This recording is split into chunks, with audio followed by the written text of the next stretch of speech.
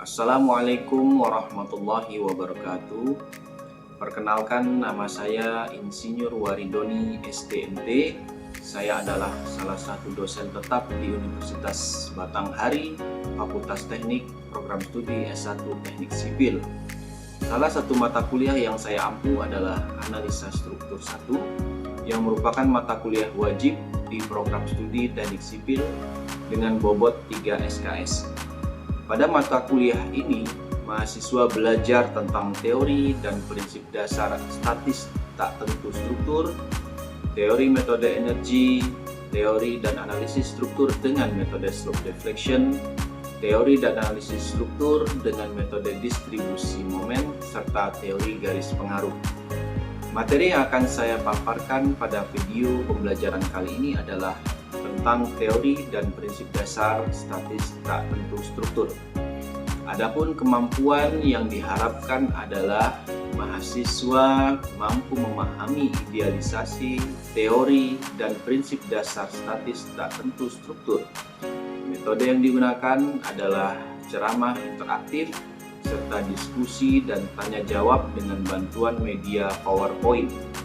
Dengan adanya diskusi dan tanya jawab, maka timbul interaksi antara dosen dan mahasiswa, di mana sistem penilaian dalam pembelajaran ini yaitu berupa kuis dan tugas rumah dalam bentuk laporan. Demikian, wassalamualaikum warahmatullahi wabarakatuh. Assalamualaikum warahmatullahi wabarakatuh. Waalaikumsalam warahmatullahi wabarakatuh. Alhamdulillahirabbil alamin. Allahumma shalli ala sayyidina Muhammad wa ala ali sayyidina Muhammad. Apa kabar semuanya? Sehat? Semangat ya? Oke. Jadi untuk mendahului daripada pertemuan kita pada hari ini, marilah kita berdoa bersama-sama menurut kepercayaan masing-masing. Berdoa dimulai, doa selesai. Ya, baik ya. Kita di mata kuliah pada hari ini adalah kita membahas mengenai mata kuliah analisa struktur. Ya, di mana ini adalah mata kuliah di pertemuan yang kedua. Di sini kita akan membahas materi mengenai idealisasi struktur beban dan jalur pembebanan ya. Jadi idealisasinya adalah bagaimana ya kita melihat yang sebelah kiri yang nomor A, yang huruf A itu adalah mengenai bangunan ya. Jadi dalam bangunan itu sebenarnya ada tertutup struktur ya, di mana struktur itu akan bisa kita lihat apabila kita membuat satu pendetilan, di mana pendetilan itu adalah seperti di huruf B ya. Pendetilan itu adalah kalau kita lihat di situ dari bawah ya, ada fondasi, kemudian kalau kita lihat lagi akan ada basing ya, untuk menahan daripada fondasi dan daripada portal yang ada. Dan daripada huruf B ini ya, pendetilan itu kita akan bisa melihat lagi lebih mendetail mengenai sambungan-sambungan itu daripada huruf C ya. Sambungan itu kalau kita lihat itu ada sambungan antara balok kolom dan juga adanya pertemuan antara plat dan baja ya, seperti yang ada di sebelah kanan ya. Itu namanya adalah pertemuan plat. Dan kalau kita lihat di sini ada semacam jarak ya, jarak yang bisa memberikan ruang gerak daripada balok dan kolom tersebut ya. Nah, kemudian kita akan melihat fenomena di lapangan nanti ya, fenomena di lapangan itu mengenai hubungan antara balok kolom yang dia betul-betul menyatu sempurna ya, baik dengan las maupun dengan baut ya. Nah, maka hubungan itu akan menyatu sempurna, dia akan menjadi fix ya, artinya supportnya atau hubungannya adalah jepit ya. Nah, di sini mari kita berdiskusi ya. Ada gambar di sini, di mana adalah koneksi antara balok kolom yaitu baja ya. Kalau saya mau tanya nih kita semua ini, kalau untuk yang huruf A itu kira-kira sambungannya sendi atau jepit? Ada yang bisa? Coba tunjuk aja. Ada yang bisa? Ayo, sendi ya. Oke. Sendi. Yang A itu sendi. Ada yang lain? Ada yang berpendapat lain yang A? Ada berpendapat lain? Ayo. Tio, apa? Sambungannya apa? Mungkin kami bisa menjawab sendi ya. Sendi ya. Oke, sendi. Oke. Jadi itu sendi. Kalau ada pendapat lain mengenai yang A, balok yang A, hubungan antara balok dengan kolom. Ini apa sih? Ayo Rahman. Apa? Sendi atau jepit? Hubungannya? Jepit ya. Jepit atau sendi? Jepit kayaknya ya. Oke ya. Jadi semuanya sudah bisa memahami ya bahwa ada yang sifatnya sendi, ada yang sifat jepit ya. Cuma di sini kalau kita bedakan dengan yang huruf D ya, nah sekarang kita coba bedakan dengan yang huruf D. Itu hubungan balok dan kolomnya kira-kira seperti apa? Nah, coba mungkin ada mau merubah lagi jawaban tadi. Yang huruf D apa? Yang ada di jepit, Pak. Yang D itu sendi. Nah, yang ada jepit, yang D sendi. Berarti di sini akan terlihat perbedaannya ya. Yang huruf A itu hubungannya betul-betul melekat ya, dan betul-betul dibuat sejepit mungkin ya. Sementara yang huruf D itu dibuat celah, oke, dibuat celah untuk memungkinkan balok mengalami pergerakan, oke. Jadi kalau kita mau lihat A dengan D, maka akan nampak perbedaannya mana yang jepit dan mana yang sendi ya. Paham semua ya? Oke. Nah, sekarang saya mau tanya lagi nih ya. Kalau yang B ya, yang B ada yang bisa ya. Ini jepit atau sendi yang ini? Hah? Yang apa? Gimana? Sendi ya. Oke. Jadi kalau kita lihat di sini memang ini kurang begitu jelas, tapi di sini ada semacam celah ya, yang memberikan ruang untuk terjadi pergerakan antara balok dan kolom, maka dia hubungannya bisa dikategorikan atau diidealisasikan menjadi sendi ya. Oke. Nah, kalau yang ini ada yang bisa memberikan komentar gambar yang ini? Apa ya? Yang ibu-ibu sebelah ini? Ini jepit atau sendi? AJP ya. Jadi sudah paham ya bahwa hubungannya di sini adalah jepit dikarenakan apa? Dikarenakan join antara balok dan kolom di sini tidak memberikan ruang gerak ya. Oke, nah kemudian kita lihat di sini mengenai atap ya. Nah, ini atap apa nih? Ada tahu? Kuda-kuda ya, kuda-kuda atap yang jenisnya adalah kayu. Nah, kayu. Oke. Sekarang coba siapa? Yang ini, yang Mbak ini. Ini untuk titik A. Kira-kira ini perletakannya jepit atau sendi? Nah, Nanda, apa? Jepit, oke, nggak masalah ya. Nah, yang penting ada semacam komentar yang nanti akan kita bahas bersama. Coba, yang A gimana? Yang A, ini jepit atau sendi? Jepit ya. Oke, ada yang berkomentar beda? Sendi ya. Ada apa sih Rahmat? Sendi ya. Jadi hubungan antara di titik A ini merupakan hubungan sendi. Apabila mengenai sendi lagi ya, apabila sendi lagi ya kita aplikasikan kepada portal, otomatis nih, ini kira-kira nih portal ya. Portal ini kita beri sendi, titik A, titik B sendi, titik C sendi, titik B sendi ya. Kira-kira itu portalnya bisa kerja? Disendikan semua? Enggak ya? Yang terjadi apa? Dia akan mengalami roboh ya, kolaps ya. Nah, upayanya gimana? Upaya adalah diberikan semacam ini ya, apa namanya? Bracket ya. Jadi diberikan di sini untuk namanya adalah transmisi lateral ya. Nah, jadi bracing ya. Nah, bracing. Jadi bracing itu adalah yang menghubungkan antara join di sebelah kiri dengan join bawah sebelah kanan, di mana nanti akan mengikat sehingga nanti terjadinya kolaps itu akan ditahan oleh bracing, ya. Tapi kalau dia untuk sekelas jembatan, ya itu sendi itu tidak masalah, ya. Tapi kalau untuk sekelas portal itu sendi apabila tidak diberikan bracing, ya, atau pengaku lainnya akan terjadi kolaps pada bangunan gedungnya, ya. Jadi seperti itu. Oke, nah kalau ini apa nih? Kira-kira boleh nggak di sendi? Boleh nggak dibuat sendi? Nggak boleh, ya. Ya, jadi di sini nggak boleh sama sekali dibuat sendi. Kenapa? Karena kakinya ini cuma satu, ya. Kakinya cuma satu, kemudian ini juga dia menahannya cuma satu, nggak dua, ya. Kecuali di sini ada penahan lagi, ya. Sementara ada beban di ujung yang lain, ya. Maka ini bisa kita idealisasikan menjadi jepit, di mana bisa kita gambar menjadi sini jepit, di bagian titik B jepit, dan di bagian titik F juga menjadi tempat beban, ya, sehingga nanti dia lebih stabil, ya, karena dia merupakan sambungan-sambungan jepit.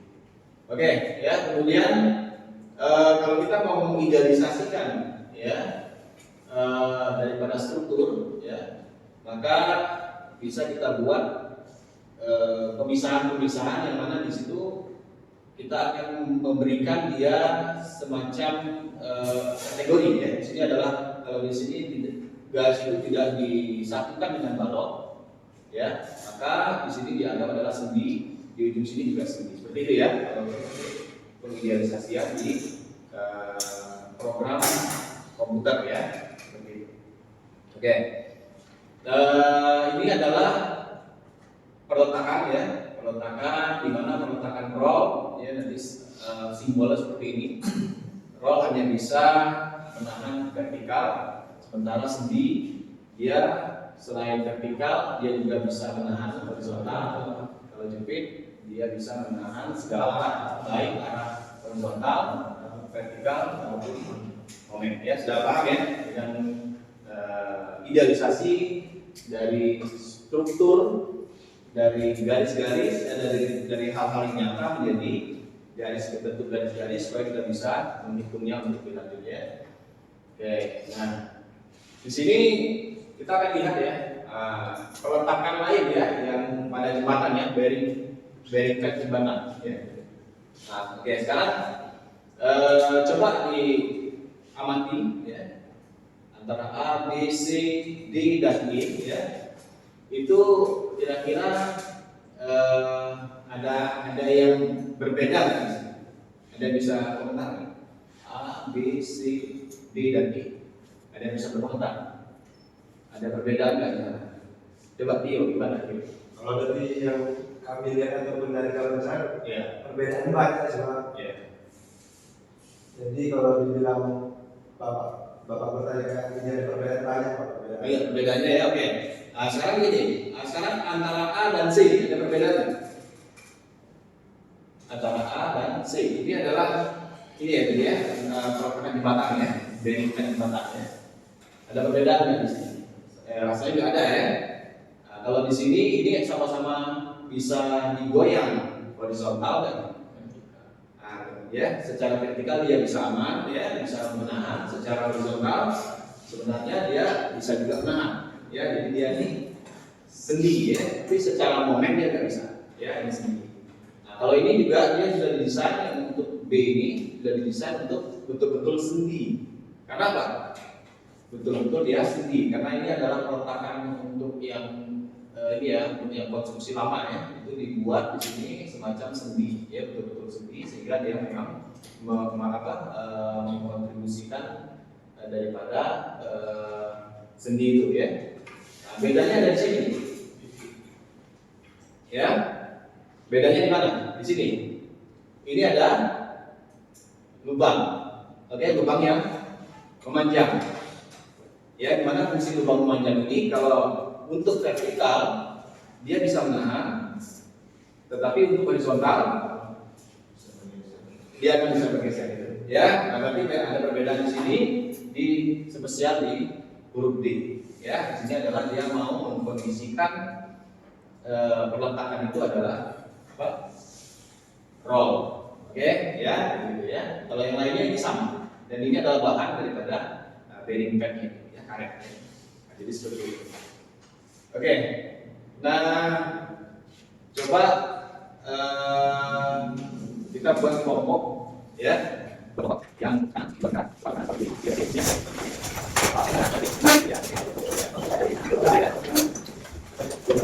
Oke. Nah, ya. Nah, sekarang coba yang ini saya bikin ya. Yang ini adalah kelompok A yang sebelah kanan. Yang sebelah kiri adalah kelompok B, ya.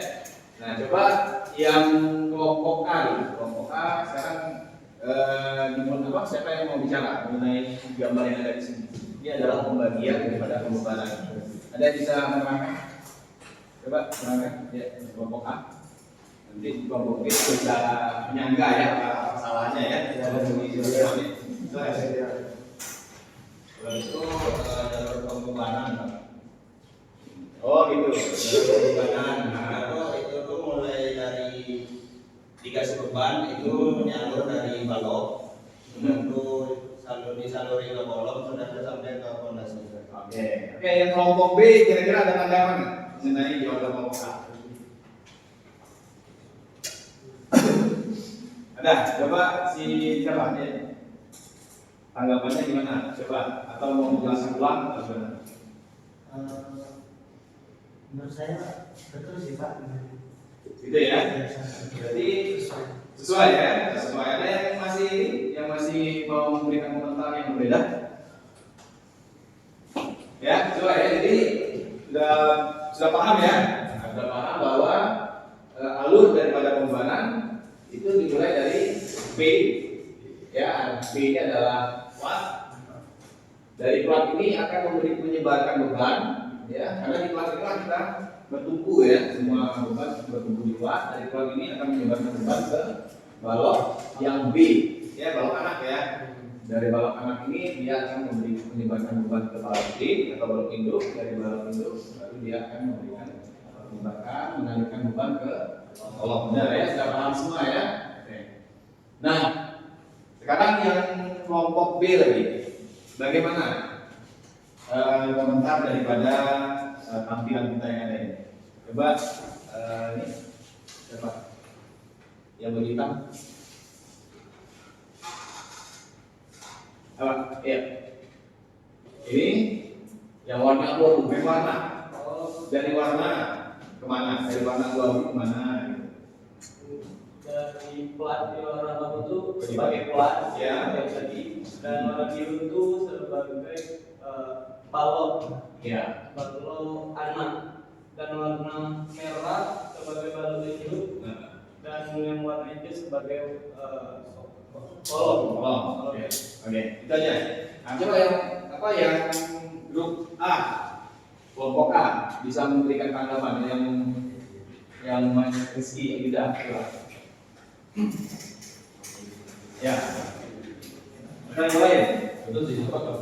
Ah, Sesuai itu warna itu. sesuai ya. Jadi itu platnya yang biru sebagai warna merah, kalau itu yang hijaunya kolom. Oke, itu fungsinya ya, benar ya, secara fungsi benar, tapi secara aliran daripada beban itu semuanya berawal dari warna abu-abu. Dari warna abu-abu mana? Biru. Warna biru dari balok anak, dari warna biru ke warna merah bagi balok induk dan bisa balok. Seperti itu ya. Nah, jadi kalau kita lihat di sini ya, ini penjelasannya ya, sudah benar, dan nanti di kolom ini akan tersebar setengah daripada ujung yang satu ujung yang satu dengan ujung yang satunya lagi pada baloknya. Oke. Nah, di sini kalau kita mau mengidealisasikan ke plat ya, maka kita akan bisa melihat plat itu secara sumbu X dan sumbu Y, maka akan satu plat ini akan kita pergambarkan itu yang A dan B, seperti itu ya. Oke. Nah, sekarang ini ada lagi contoh bangunan gedung ya. Sekarang coba saya minta kelompok B lagi, kelompok B itu Mbak ini ya. Yang B yang sebelah kiri dulu, yang sebelah kiri kira apa yang bisa dikomentarkan? Ada huruf di sini, ada huruf GL1, GL2, BD, GP1, GP2, K2 dan K1. Coba. Mulai dari mana perubahannya? Dari BD nanti akan ke bawahnya GL1 dan GL2. nah, terus Ke bawah induk GP1 dan GP2. ya, Lalu betul. ke kolom K1 dan K2. Ya. Nah, kira-kira kelompok 1 ada pendapat nggak? Benar. Sudah benar ya. Berarti penyebaran bebannya seperti ini ya. Jadi memang kita mulai dari BD dulu, kemudian disebarkan ke GL, ke GP dan sampailah nanti ke kolom 1 maupun kolom 2 ya. Begitulah ini ya. Nah, kalau yang ini coba kelompok 1. Siapa lagi gantian? Kelompok 1. Yang siapa? Yang warna yang warna hijau. Apa kita? Mulainya dari mana? Mulai dari ya, mulai dari PL. Pembebanan mulai dari situ, kemudian disebarkan ke dibantu oleh ya, Lanjut disalurkan ke balon hidupnya di ya, B4 ya, baru disalurkan ke kolom di K ya, ya benar ya, sudah benar. Jadi udah paham semua ya, jadi udah paham semua. Itu semuanya adalah penyebaran beban, ya penyebaran beban. Oke. Nah, kalau kita mau idealisasikan ke garis-garis jadi seperti ini ya. Jadi nanti kalau dia pertemuannya adalah balok anak dengan balok induk, itu garisnya nggak nyambung, diputuskan sedikit. Itu kalau kita nanti pakai SAP 2000 atau pakai etaps ya. Ini adalah dirilis namanya ya, benar ya, dirilis atau dipisahkan sehingga nanti dia tidak mempunyai momen, dia hanya bersifat sendi antara balok kanan dengan balok induk ya. Ini adalah one way ya, one way itu adalah pembebanannya satu arah. Dan kalau two way atau dua arah itu satu pembebanan itu akan dipikul oleh keseluruhan balok. Sementara yang ini pembebanannya hanya dipikul oleh satu balok saja. Ya, itu one way, satu arah dipikul oleh satu balok. Sementara kalau dua arah itu dipikul oleh keseluruhan balok. Gitu ya. Itu adalah two way ya, atau dua arah. Oke. Nah, di sini teori dan rumus gaya ya. Nah, mungkin kita bisa kembali lagi ke formasi tadi boleh ya. Jadi nanti apa namanya bosan ya. Jadi kita biar ada gerakan biar segar ya. Oke. Ini kita masuk ke gaya. Ya, gaya. Ada yang tahu nggak masalah apa definisi gaya? Definisi gaya. Ada yang tahu? Definisi gaya. Ya, jadi gaya itu adalah beban yang menyerat. Ya, jadi di sini artinya kita akan tahu mengenai beban dan kita akan melihat ini panah-panah. Ya, oke. Nah, jadi di situ ada panah-panahnya. Jadi dia ada arahnya. Jadi di sini ya gaya itu kalau misalnya kita lihat seperti ini ya, ada gaya yang di satu titik ya, di satu titik itu ada gaya vertikal, ada gaya horizontal yang bertemu di situ. Itu sebenarnya ada gaya miring di situ ya. Akibat T ini gaya yang miring terhadap tegak lurus daripada balok itu menyebabkan terjadinya dua gaya ya, gaya vertikal dan gaya horizontal ya. Jadi ada satu gaya menyebabkan terjadinya dua gaya. Bagaimana cara menghitungnya? Menghitungnya kita harus memproyeksikan gaya miring ini menjadi gaya vertikal dan gaya horizontal dengan rumus yang ada ini ya. Nah, kalau dia X maka kita pakai cos, kalau dia Y maka kita pakai sin, gitu ya. Nah, kalau ini adalah mengenai mencari sudut, ya. Nah, coba kita lihat di sini ya. Jadi kalau misalnya kita ketemu ya sudut di sini, sudut B, nah kita akan bisa mencari sudut B. Ya, dengan cara apa? Dengan cara 90 derajat ya dikurangi dengan sudut sudut yang bersebelahan ya. Kemudian kalau kita mau mencari sudut yang berhadapan itu akan sama ya seperti itu. Kemudian ini adalah penjumlahannya. Apabila dia satu arah gaya itu maka dia jadi penjumlahan. Apabila dia berlawanan arah maka terjadi pengurangan. Seperti itu ya. Nah, sekarang kita coba membahas kepada statis tak tentu ya. Oke, statis tak tentu di sini ya. Kalau kita mau tinjau mengapa dia disebut statis tak tentu ya. Jadi kalau kita lihat di sini mengenai peletakan ya tumpuan, maka kita akan nanti dihubungkan dengan masalah sendi, roll, jepit dan link ya. Nah, di sini hubungannya apa? Hubungannya adalah kalau reaksi yang ada di dalam struktur itu lebih daripada 3, maka dia dikenal dengan statis tak tentu. Oke.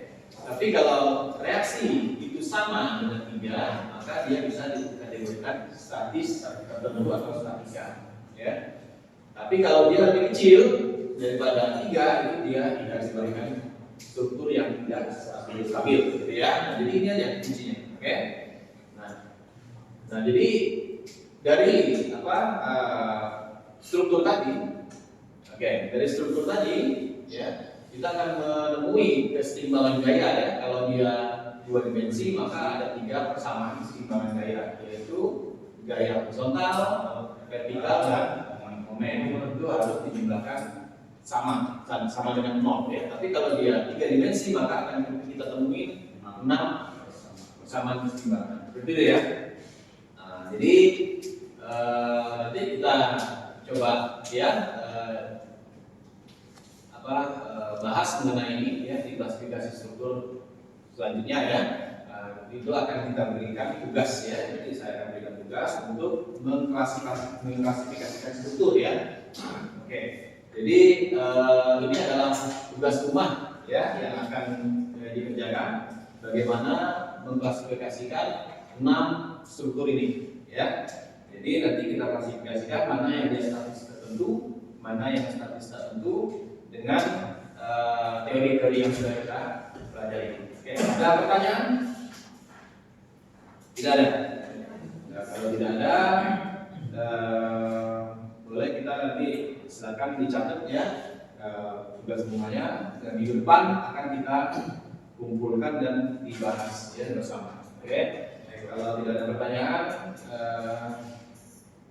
kita tutup pertemuan kuliah analisa struktur kita yang minggu kedua ini dengan ucapan hamdalah. Alhamdulillah. Terima kasih atas atensi semuanya. Ya, salam sehat selalu. Billahi taufiq hidayah. Assalamualaikum warahmatullahi wabarakatuh. Waalaikumsalam.